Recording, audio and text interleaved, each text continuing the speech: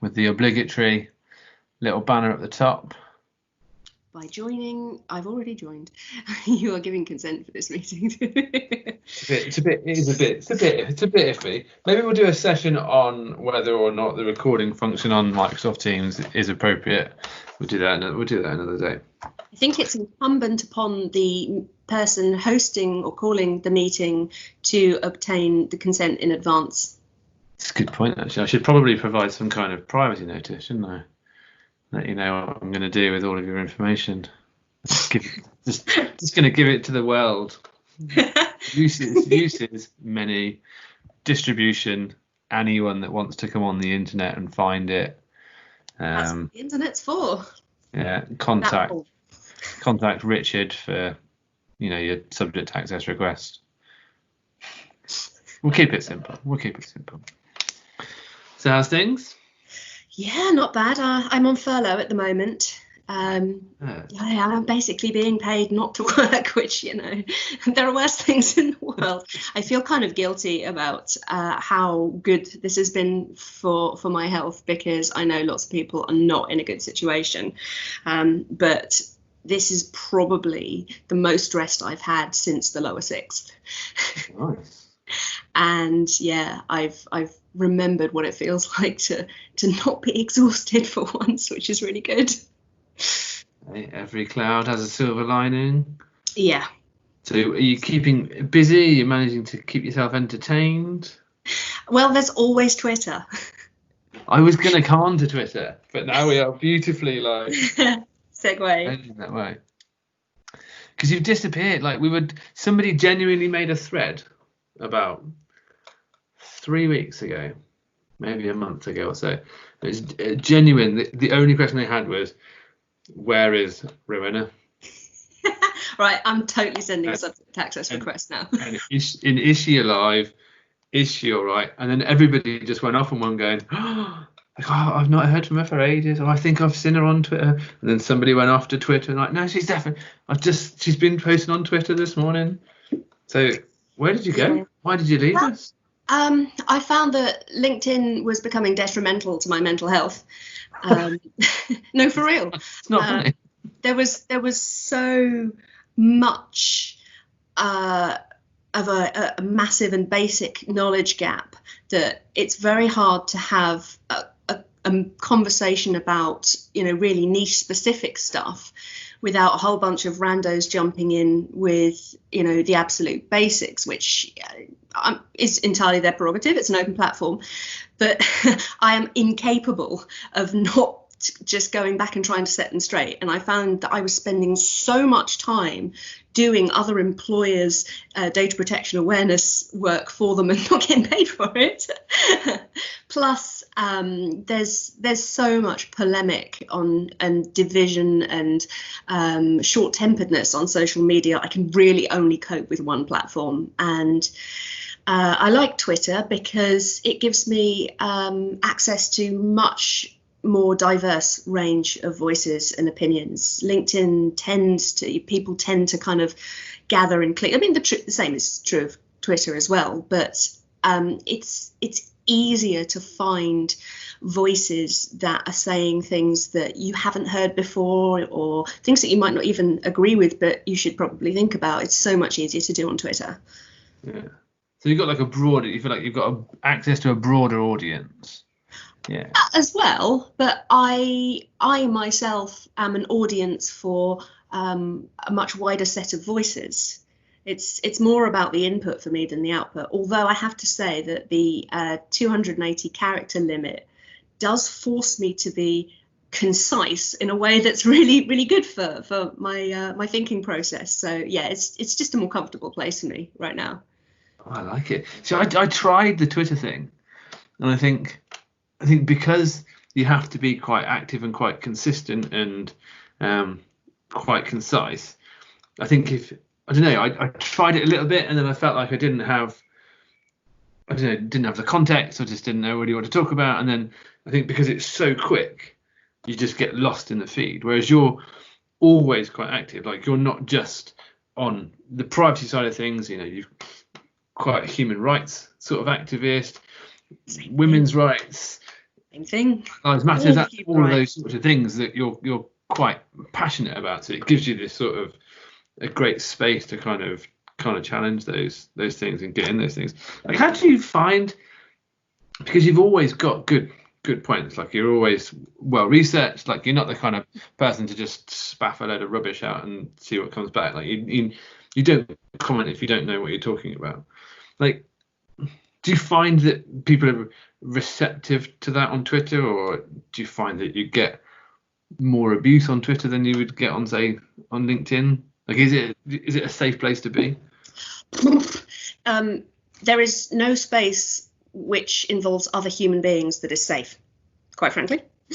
Twitter is, I mean, I'm kind of a polymath, and also my particular neurodivergence it makes me really sensitive to patterns and trends, and so kind of psychology, anthropology, sociology, systems thinking, all that stuff. I just love, like, there is no such thing as useless information. And the wider a horizon I get, the more I see the same patterns repeating everywhere, that you have people. And Twitter's great for being able to see, you know, an enormously diverse range of people doing the same behaviours. So the other thing is that, I mean, for me, what I do it because I have to be obsessive about something. That's who I am. It's my wiring. That's your requirement. I might as well obsess about something useful that I can feel good about, and human rights is that thing. So I see everything really through a lens of human rights, the tension between the needs of the individual and the group, the tensions between groups and the overlaps, and what I call them and usism, which, you know, all humans do. And pretty much everywhere I go, I see them and us-ism, and it makes me think about, you know, the human factors, humans, what people do, how people are, how people think, and that's been kind of good for sort of, you know, therapy and self-development and all that jazz. But it's also been really helpful in framing my thinking around data protection stuff, in that I mean, you know, yes, there's a law, there's lots of laws, but laws are algorithms for human civilization. They're still written by humans. They're still applied and interpreted by humans. The human stuff is absolutely everything, I think, in this job. I mean, it is for me. So women's rights, human rights, trans rights, human rights, you know, racial equality, human rights. It's all human rights. And I find that very, very much fun to think about and talk about with loads of different random people. As far as abuse goes, if you're a woman on the internet having opinions, you can expect a pretty steady trickle of abusive contact, and I'm afraid it's mostly from guys, and it's mostly from white guys in my experience. And, you know, if I were doing that them and us thing, I might think that white guys are the problem. But actually, because I'm looking at it from a much wider lens, the problem is human nature, essentially. So for me, data protection is human rights versus human nature. Yeah, I like that. Did you find that, because your sort of background and your work history tends to be in the charity sector, so you would kind of hope that that sort of perspective is more ingrained in those sectors, but obviously we've seen in the past through regulation and through enforcement that that's not always the case. But do you feel there's a chasm between the charity sector and the sort of the private public sector, or do you feel like there's an easy way to gain any sort of alignment? Like, is there any tips for somebody that's dealing with the charity sector that they may not have come across everywhere else? I'm going to go with it depends. because it does. There's a lot of factors. I have to say that human rights, ethics-based harm reduction and prevention arguments are easier to make in the voluntary sector. Because if an organisation says their values are integrity, fair treatment, all that stuff, then you can point to that and you can say, how does this thing you're doing align with those values? And can we look at how to make it align closer? The major difference being that in a more commercial setting, you have to make an argument based on money. But again, that's actually kind of a more honest way to approach it, because arguments in voluntary sector organisations end up coming back to money as well. Because you can be the nicest person in the world, but if you have two suppliers and one of them is uses conflict supplies and slave labour and is really cheap, and the other one uses ethical supplies and you simply can't afford it, which one are you going to choose? It is impossible to participate in the modern economy without contributing in some way to the harm and misery of other human beings. It's impossible. Can't do it. So the question becomes, where do you draw the line? That is usually an easier question for a charity to answer, because they've got firm principles, as a rule. Again, not all. They've got the firm principles to stick to, whereas the question often doesn't even come up in for-profit organisations. It's just not anything they really had to think about. And so in defining structures and processes that integrate this decision-making into their governance, that's completely new territory, and obviously trying to shoehorn that into an existing set of structures and processes is high friction. So, but then on the other hand, there are many for-profit organisations who do take who have value statements that are based on not being evil, for example, even if it's a good place to start. And so I have technology clients I work with, and they are very, very serious and very committed to making their products and their presence in the world and the marketplace as much as a force for good as they can, and still eat, pay bills, pay the mortgage. So it's and then there's different kinds of charity organisations have different ways of approaches as well. So your animal rights charity might not be so bothered about human rights, for example. It's often and and your faith-based charity might not couch it in terms of human rights, but might have similar values from the spiritual aspect. So the really common thing between all of them is people, is the humans. Humans who who have cognitive biases. We all have loads of cognitive biases, how we operate. Humans who have emotional responses, humans who are given conflicting imperatives and expectations of each other that are, the default model of human is like perfection, and if you can't achieve that, then you need to be helped to achieve that.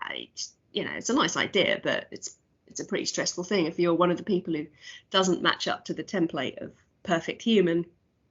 So the human stuff, I think, has been more helpful to me than anything except the GDPR app by Field Fisher, which I have installed on my phone. That is the most important resource. I do like that. Yeah, I must admit, the first time somebody brought out a GDPR app just after GDPR came out, I was more excited than I should have been about anything. It's just like you couldn't have got more mainstream at that time. Like, nobody had cared about data protection in the wider public my entire career, and then suddenly there was an app. And now there's an app, you're like, yes, now we're mainstream. Now people are going to get it. Yeah, it's true. You talk a lot about like the human side of of things. So people being responsible for their own actions and responsible for society and the things that we do as a whole and the way we act as a large. Now, some of my favourite talks of yours that you've done have been around AI and facial recognition, and how, although it has many wonderful use cases, it still relies on that sort of level of human sensibility. So people not mistreating it, people not using it in a manner that it shouldn't be used, and not creating like an unconscious bias within the system because of how it was created or because of how the data is manipulated. Do you ever think that now, especially now that we move into a world where we've got face coverings and things like that, and it's going to get even harder for this stuff to work properly, do you think there's ever going to be a place where it can be used properly in the world, where we can use it effectively? Do you think we can ever trust people to use it effectively? I think if you're asking if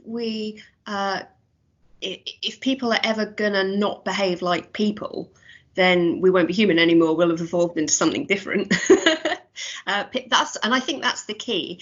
It's not necessarily that the dangers and the harms and the risks aren't necessarily about, evil supervillains hiding in hollowed out volcanoes going, wah ha ha ha ha, I am going to cause harm unless you pay me. I like that idea though. I think we need some supervillains.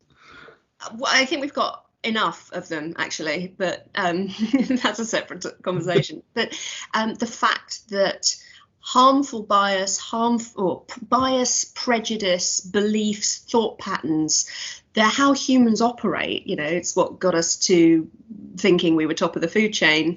It turns out viruses are, who knew? Got us thinking we were top of the food chain and got us all this fancy, shiny stuff. But at the same time, so that's how we operate. So everything we do is going to be inherently biased and potentially harmful. And I think rather than pretending that that's not the case, rather than equating people's intentions with the outcomes of their actions to a ridiculous degree, I think the only scenario under which technology becomes as much of a benefit as a harm, if not more, is if everybody works really hard to recognize that unless this is thought about actively, consciously, all the time, managed, governed, steered, corrected, then the uses will inevitably be biased and harmful, because that's how humans roll. Like, I describe myself as a misanthropologist. I study how crap humans are to each other.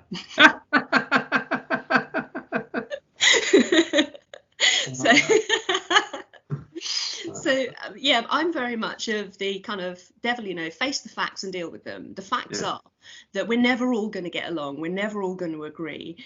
We're never all going to always be, as nice as possible to each other under all circumstances. We need to design tech implementations defensively against our own horrid nature. We need to use... Which doesn't account with making money and... Exactly, yes. It is fundamentally incompatible with capitalism. Yeah. We're all screwed. That's what you're telling me. Well, I think we're reaching the edge of the petri dish. Seriously. But humanity has enormous amounts of knowledge and cognitive ability and processing power. If we can just get over ourselves long enough to harness it in ways that don't harm us. That's very true. But we like to get in it. We like to get in our own way. We don't like to see too many people succeed. And if they are succeeding, then we like to pick that apart a little bit. And I think that's the sad thing about... We're apes in a dominance hierarchy. We do have inherent sense of competition. Schadenfreude is a thing. Resentment is a thing. All these emotional responses that we kind of treat as optional or what's the word I'm trying to say? That they're optional or that they're kind of side effects. No, the emotional instinctive, hardwired stuff is what drives us, but we've evolved capabilities that exceed our inherent nature to be able to cope with them. So we need to apply brain to counter flesh, in a sense, if you want to get poetical about it. But that's an awful lot of hard work. We wouldn't be able to get nearly so much stuff done if we thought about what we were doing all the time. No, that's very true. Foresight or forethought gets in the way of innovation and all that sort of stuff. Humans are rubbish at risk management by design. So when you, like, for you, when you go into a business, because obviously you've got like a wonderful utopian view of how somebody's privacy program should work and like what the world should look like. Utopia is probably the wrong word. What's your biggest, when you go into a business, what's your biggest challenge? Like, where do you want to start when you're trying to help somebody build out a privacy program? I think everything has to start with communication and mutual understanding. So I don't need to just install my vocabulary and concepts in their organization. I need to find a bridge for us to meet on, some common ground, common goals, common ideals, common thoughts, common language, so that I know that when I'm talking later about things like risk management and alignment of, strategic objectives and all that funky stuff, I know that what I'm saying is not being is not getting lost in translation, essentially. So I use a lot of storytelling, a lot of analogies, humour, but yeah. Really, I think first and foremost, when I go into an organisation, who've come to Protectia and said we want your help with data protection, my first question is what is it you're trying to achieve here? Okay. Are you trying to stay out of trouble? That's actually quite easy. Are you trying to model good practice for your sector or your industry? And that's going to be harder. It's going to be more expensive. But if that's what you're up for, then let's look at how to do that. Are you trying to actively protect individuals from harm, even if no one could ever trace the harm to you? Or is it that you want to maximize the value of the data assets that you hold, but not clumsily in a way that comes back to blow back on you? So the first question, the most important thing is, what is it you want? Why am I here? What can I help you with? Often they don't know the answer. Yeah.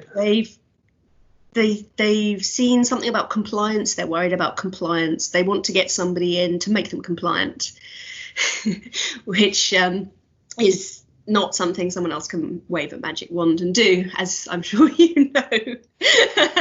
We're not the compliance fairy. So kind of breaking that down and saying, well, you can look compliant with minimal effort until something goes wrong, if that's okay with you, or you can decide what compliance means in the context of your organizational strategy and values, and then we'll work from there. Yeah. Generally, they're like, oh yeah, that one. Let's do that. Let's go that way. Yeah.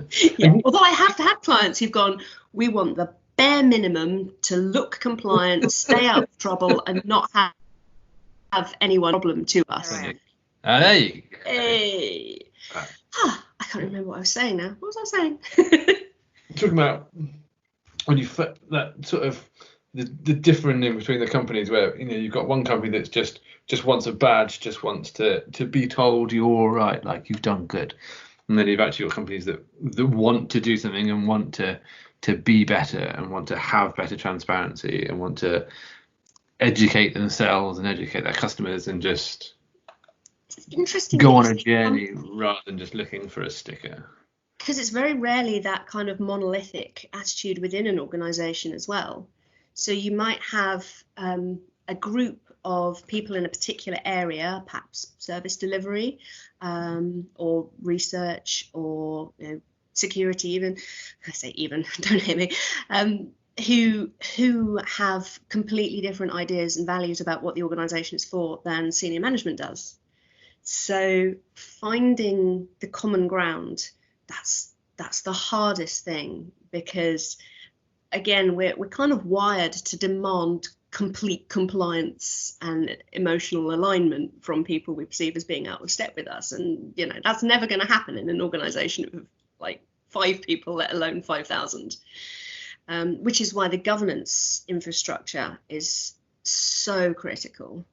Because if the decision makers, if the people at the top of the organisation are modelling good culture, then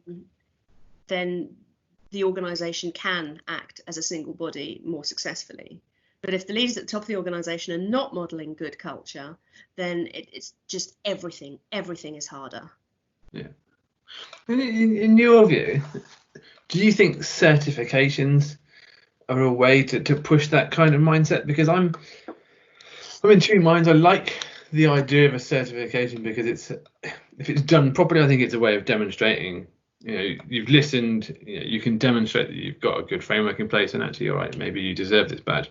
But then a badly run certification can be manipulated very, very easy, and we see it with 27001. You can create somebody an entire ISMS and get them through an audit. It doesn't mean that they actually understand anything. So does it then become this opportunity to just grab a stamp, and you don't actually have to put the effort in? Or do you think the privacy is becoming important enough and mainstream enough that actually having a badge or having a stamp would be a worthy thing for an organisation to push towards? Have you heard of Campbell's Law and Goodhart's Law? No, but you're going to tell me. It's about performance metrics, basically. So I can't remember which way around it goes. I always get them mixed up. One of them says that as soon as you make a measure a target, it ceases to be a good measure. And the other one is, I can't remember exactly verbatim. It's along the same sort of lines, in that it essentially boils down to human nature will always screw with good intentions. Yeah, perfectly true. So I think standards is as standards does.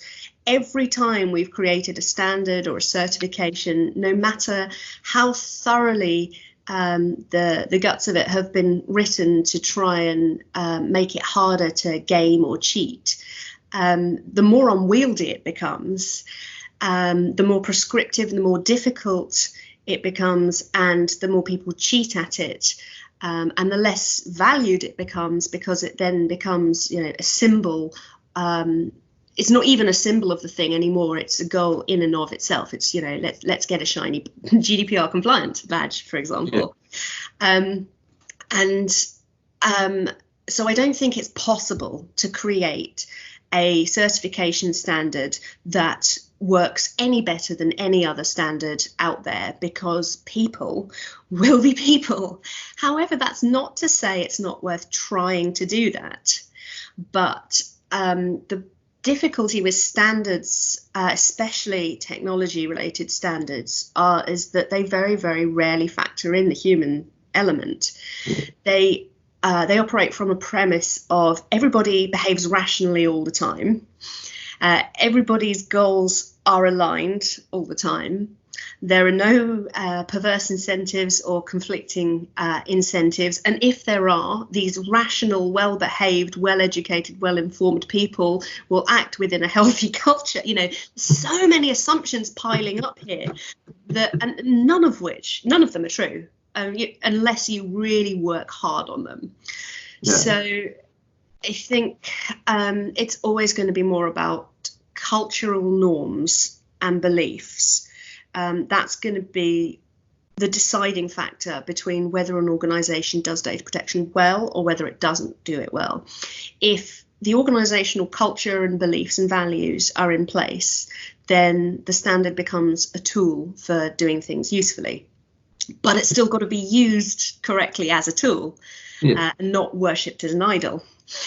If an organisation, really isn't interested, doesn't want to, has other more pressing concerns, then no amount of standards, paperwork, tick boxes, consultants, whatever is really going to produce effective results, I think. I mean, we'll go and do it anyway because that's what we get paid for. But let's not put ourselves out of a job. Obviously. Absolutely. And the fact is, take care of it for you. Yeah, the fact is there are laws about this, even if they aren't enforced. Yeah, all the time.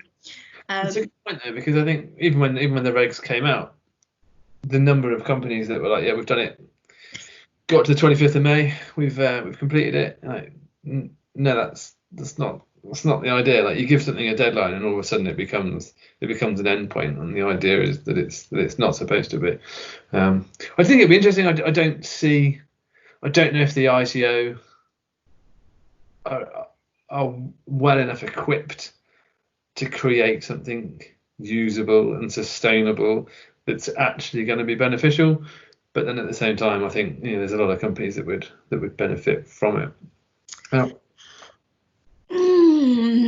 think the ICO factor is interesting because the conferred authority of their name. I mean, to somebody who knew nothing about data protection history of legislation, history of enforcement, you might think, it's got the ICO's name on it, therefore it must be the gold standard. Those of us who work in the field know that one size does not fit all and never can. So what is written for the pharmaceutical industry isn't going to work for retail or hospitality, isn't going to work for fundraising. The more refined and prescriptive you get, the narrower the field in which those things apply. And the ICO has an inherent drag factor in this way, in that it's a public sector organisation. Yeah. It's run under civil service style culture, rules, all that jazz. So breaking out of that mindset, that bubble, and writing stuff that works for other organisations is another challenge, another hurdle, another barrier in the way of effectiveness. The materials they've got, like the infographic privacy information that they commissioned that from an external designer, a guy whose whole life is about communicating effectively using pictures, and it's brilliant. And then you compare that to, say, the Code of Practice for Direct Marketing, which is just painful to read. It uses 12 words where 3 will do. It waffles on in corporate jargon. It's repetitive. It's unwieldy. It's difficult to navigate. It's not even accessible. Yeah. So the ICO, their remit is not to be professional communicators. Yeah. Therefore, anything they professionally communicate is going to be less than professional standard, because the world is hyper specialized, hyper refined. It's impossible for anyone to do any job well without a lifetime of study of just that one thing. I do feel bad for them in that respect, because I think you're right. I think a lot of the guidance isn't necessarily clear enough.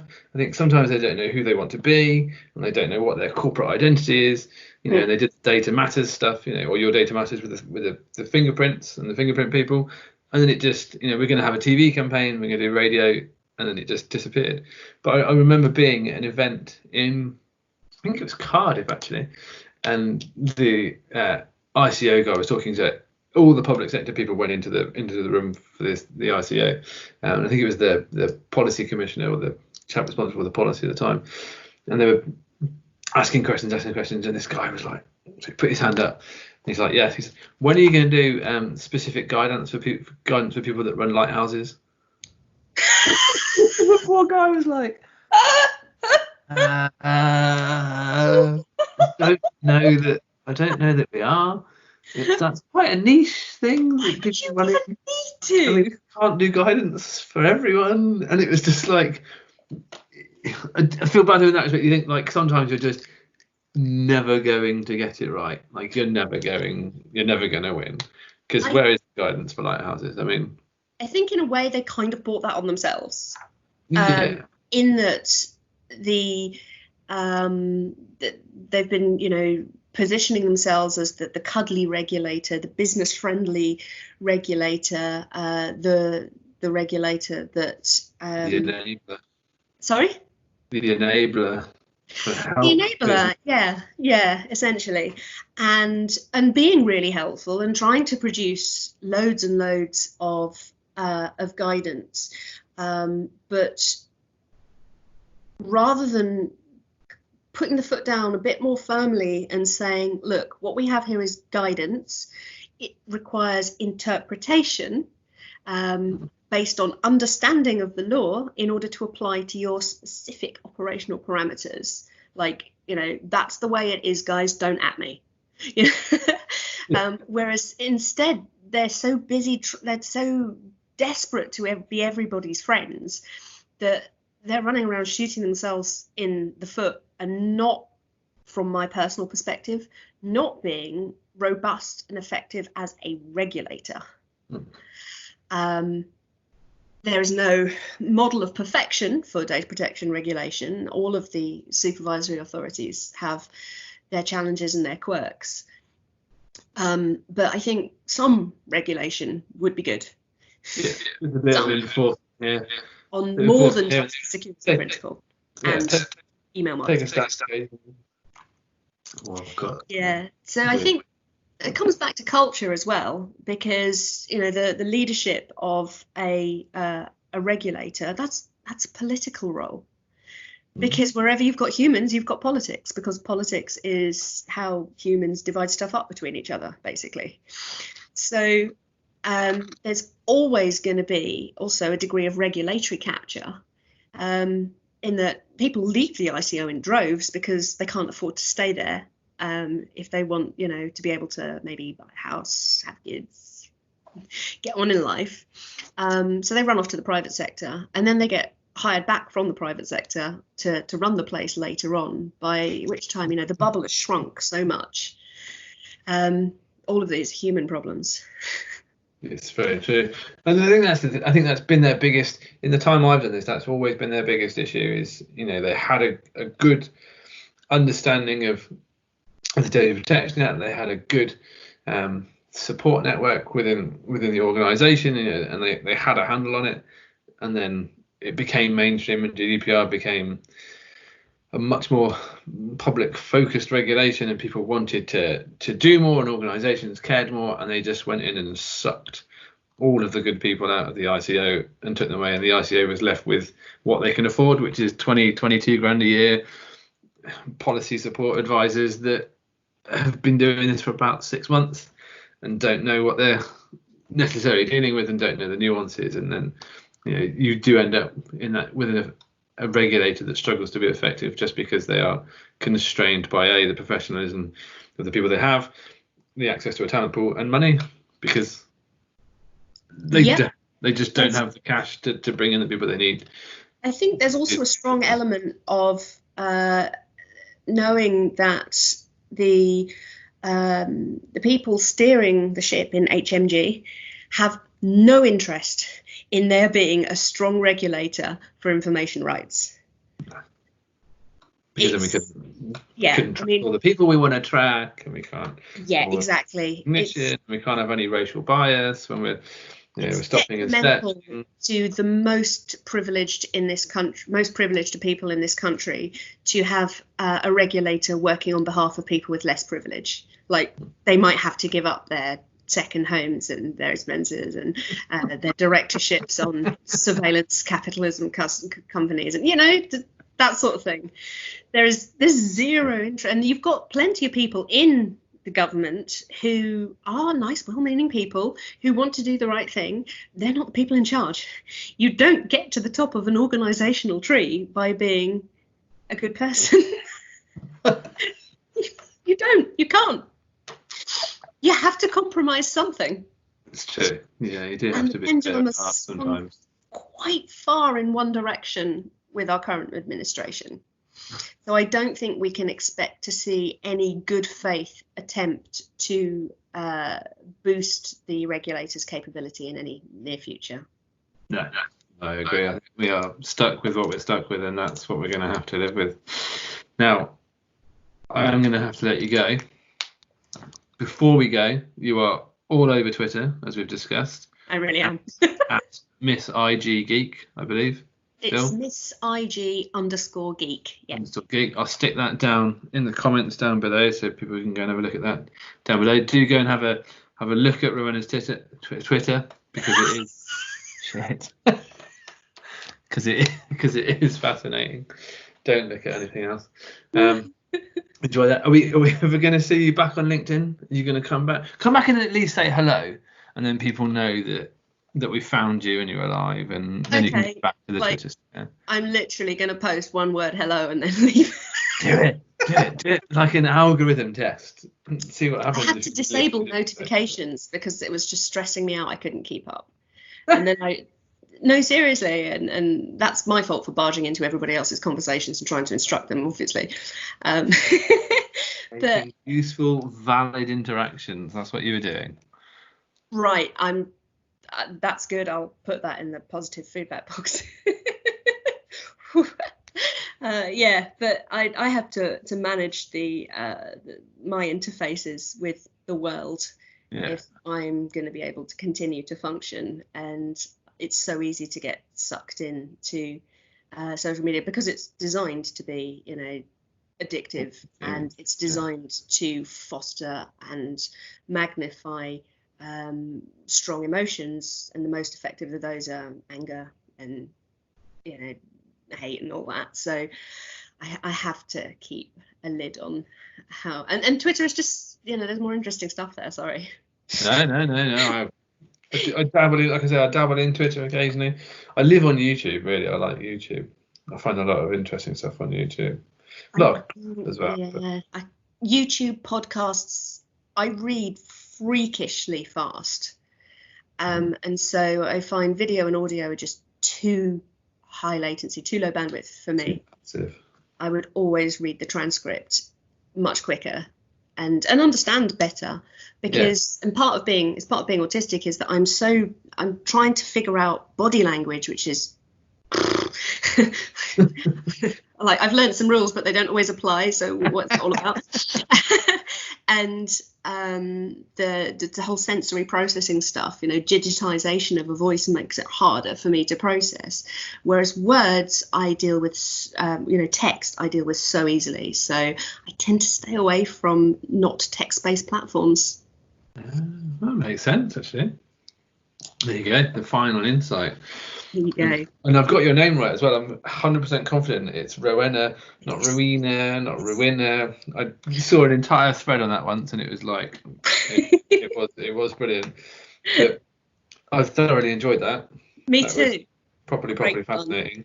Let's say, make sure you follow Rowenna on Twitter, and we'll put your details down below. You won't find her on LinkedIn because it's no good to her. It's rubbish.